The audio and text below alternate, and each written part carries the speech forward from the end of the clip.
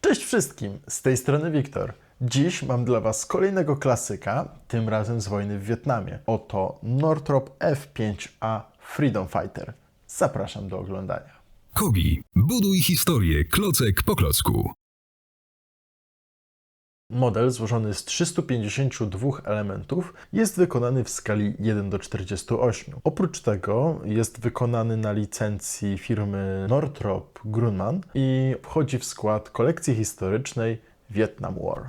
Sam model mierzy 29 cm długości, 17,5 szerokości oraz 8,5 cm wysokości. Tak więc jest to naprawdę mały samolot, no ale jak już wspomniałem, on miał być mały, zwinny, zwrotny i bardzo niebezpieczny.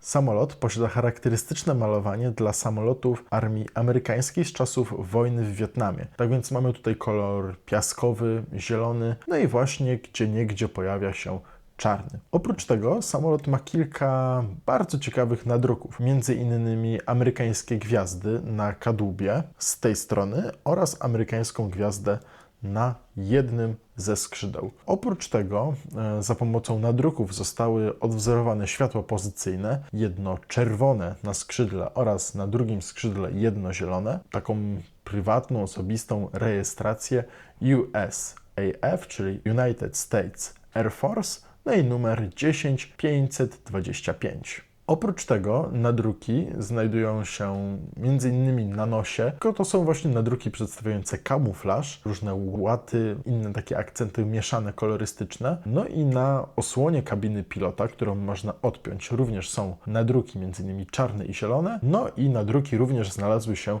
w samej kabinie pilota, gdzie mamy wszystkie niezbędne elementy do sterowania tak niewielkim samolocikiem.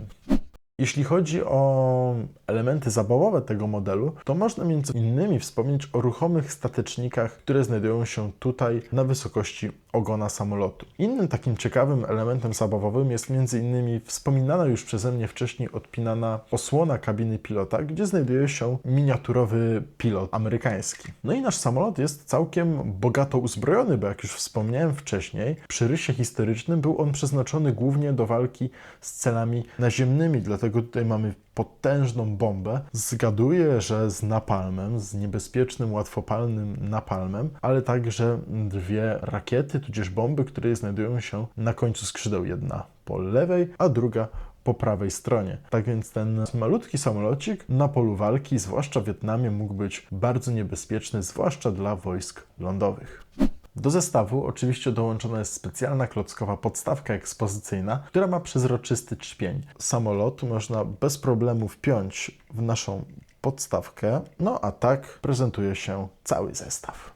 Northrop F-5A Freedom Fighter to lekki samolot myśliwski, który został opracowany w latach 60. XX wieku przez firmę Northrop Corporation. Samolot F-5A przeznaczony był głównie do atakowania celów naziemnych i w mniejszym stopniu powietrznych. Został wprowadzony do służby w 1964 roku. Jego główne cechy to zwrotność, prostota obsługi oraz stosunkowo niska cena eksploatacji. Samolot ten był użytkowany m.in. podczas konfliktu w Wietnamie.